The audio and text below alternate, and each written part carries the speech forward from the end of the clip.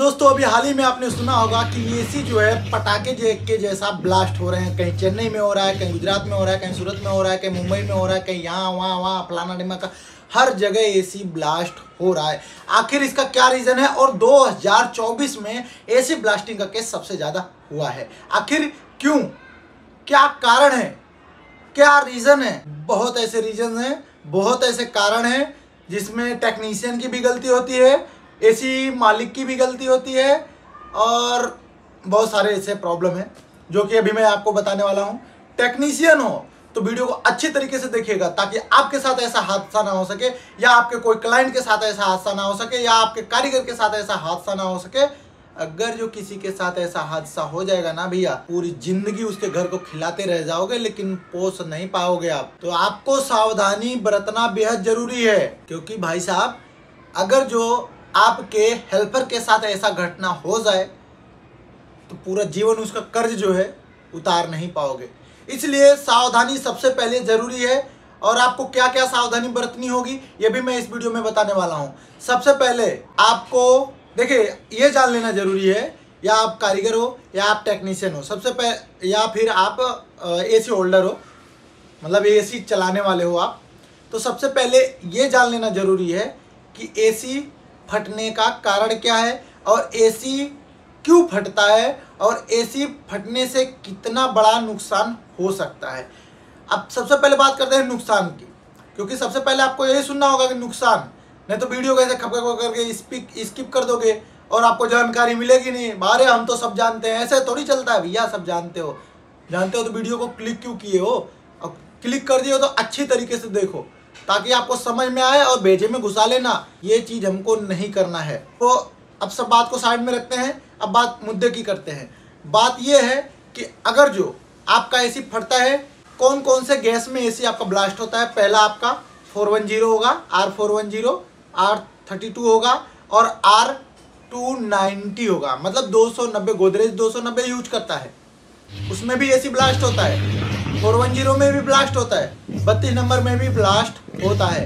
तो इससे आपको क्या करना होगा, सबसे पहले आप जब एसी को चेक करने जाते हो, देखिए एसी चलते चलते ऐसे ब्लास्ट नहीं होता है कभी भी। हाँ 100-200 में से कहीं एक केस हो गया कि चलते चलते एसी ब्लास्ट हो गया, और तो चलो कोई रीजन हो सकता है, जैसे उसका वायरिंग का फॉल्ट हो सकता है, वायरिंग हल्का कराया होगा, थोड़ा पैसे बचाने के चक्कर में चुत्तापंती कर लेते हैं लोग कि वायरिंग भैया हल्का डाल दो, हमारा 100 रुपये मीटर नहीं चाहिए, हमको 80 रुपये मीटर डाल दो। बहुत सारे ऐसे रीज़न हैं, आप समझ गए।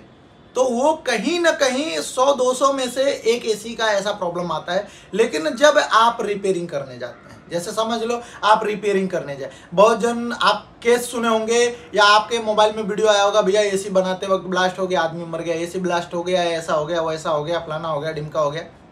सावधानी आपको रखनी है। एसी जब भी आप चेक करने जाए, सबसे पहले एसी खोलने से पहले आपको क्या चीज़ चेक करना है, एसी का एम्पियर। आपके पास एम्पियर मीटर होता है, टेक्नीशियन के पास एनी टाइम एम्पियर मीटर होता ही है। आपको सबसे पहले एम्पियर चेक करना है। एम्पियर अगर जो एसी प्रॉपर ले रहा है, अगर जो आपको समझ में नहीं आ रहा है कि इस पे कितना एम्पियर लेना चाहिए, इस पे कितना एम्पियर लेना चाहिए, तो आपको टेंशन लेने की जरूरत नहीं है। एसी का जो स्टिकर लगा होता है मॉडल नंबर वाइज, उसके नीचे लिखा होता है मैक्सिमम एम्पियर 7.5, 8 पॉइंट इतना है भाई, इतना। वहां से आप उसको समझ सकते हैं बरोबर। जो मैक्सिमम लिखा होता है उससे 1-2 एम्पियर कम ही ले तो समझो आपका एसी चल रहा है, बरोबर चल रहा है। तो सबसे पहले आपको एम्पियर चेक करना है। दूसरी बात कि अगर जो कुछ टेक्नीशियन भाई ऐसे होते हैं, भैया हम तो 32 में 410 डाल देते हैं, अभी तक चल रहा है, 410 में 32 डाल देते हैं, अभी तक चल रहा है। अरे ससुरे मर जाओगे, कंपनी पागल थोड़ी हुई है, कंपनी पागल नहीं हुई है कि आपको 410 सब में नहीं डाल सकती, वो 32 सब में नहीं डाल सकती। क्यों अलग अलग गैस कर रही है वो? कुछ तो कारण होगा। तो यही सब चीज़ें हैं जो लोगों को समझ में नहीं आता है। खुद को बहुत बड़ा साइंटिस्ट समझ लेते हैं, अरे भैया हम तो ये कर दिए, वो कर दिए। जिस दिन मरोगे ना उस दिन समझ में आएगा। वीडियो को ध्यान से देखना। तो सबसे पहले आपको ये चीज़ चेक करना है कि में कौन सा गैस ऑलरेडी है। चलो आपका एक बात और क्लियर कर दूं, अगर जो आपको समझ में नहीं आ रहा है, एसी पे नहीं लिखा है कि कौन सा नंबर गैस है और उसका वो वाल है वो 410 या 32 का पिन सेम लगता है, आप कनेक्ट करते हो तो आपको आइडिया लगाते हो अरे हो सकता है डाइकिन का है तो 32 होगा या 410 होगा। ऐसा नहीं, थोड़ा मेहनत करो, पूरे बॉडी को खोलो, कंप्रेसर का मॉडल नंबर लिखा होता है और मॉडल नंबर के जस्ट बाजू में R22 32 R410 लिखा होगा। जो भी होगा उस पर प्रॉपर तरीके से उस पर मेंशन किया ही होगा। तो आप थोड़ा मेहनत करो, जल्दबाजी में काम बिगड़ जाता है। थोड़ा मेहनत करके आप खोल दो उसको, गैस देखो कौन सा नंबर है और जो नंबर हो वही गैस आप डालो। और मार्केट में कई सारे लोकल भी बेच रहे हैं। अभी जो 2024 का मामला आया है, ज़्यादा लोकल का ही प्रॉब्लम है। गैस जो है लोकल उठाते हैं, भैया फलाने वाला तो 100 रुपया सस्ता दे रहा है, तुम 100 रुपया महंगा काहे दे रहे हो।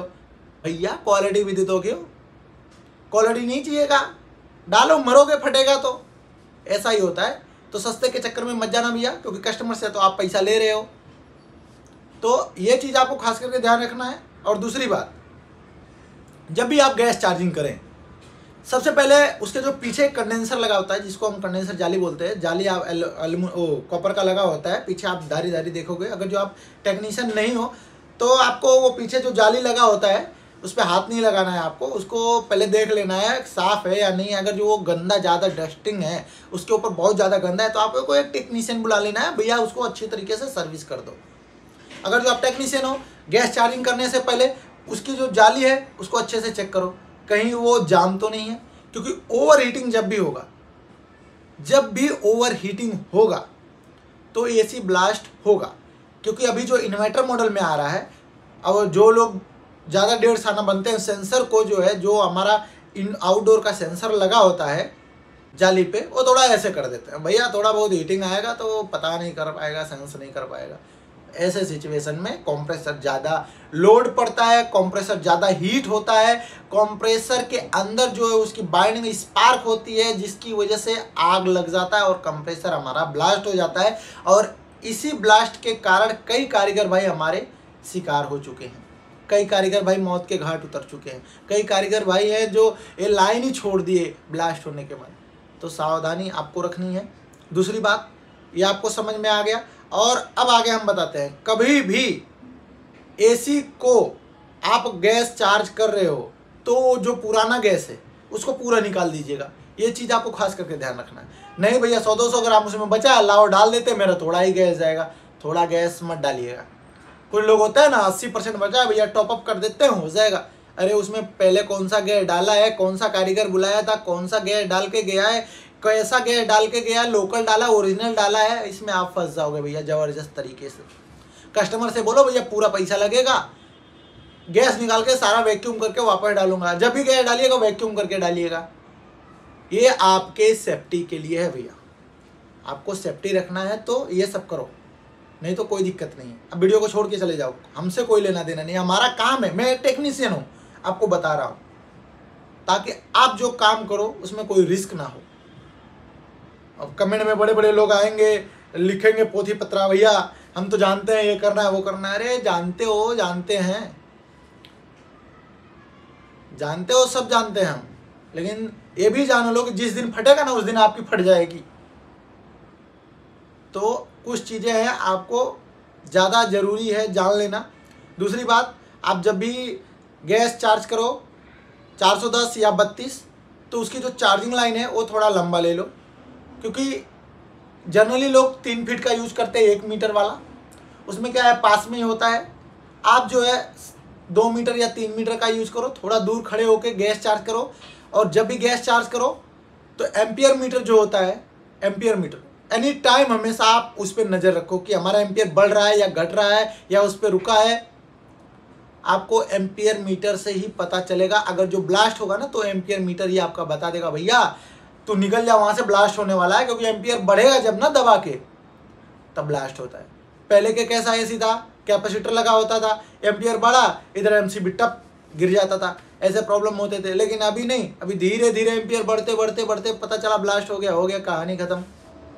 ऐसे काम से आप सुरक्षित रहें। आपका जो काम है अच्छी तरीके से करें, कोई भी तकलीफ वाला काम ना करें, क्योंकि आप थोड़ा सा पैसे बचाने के चक्कर में आप अपनी ज़िंदगी को खतरे में डाल रहे हो।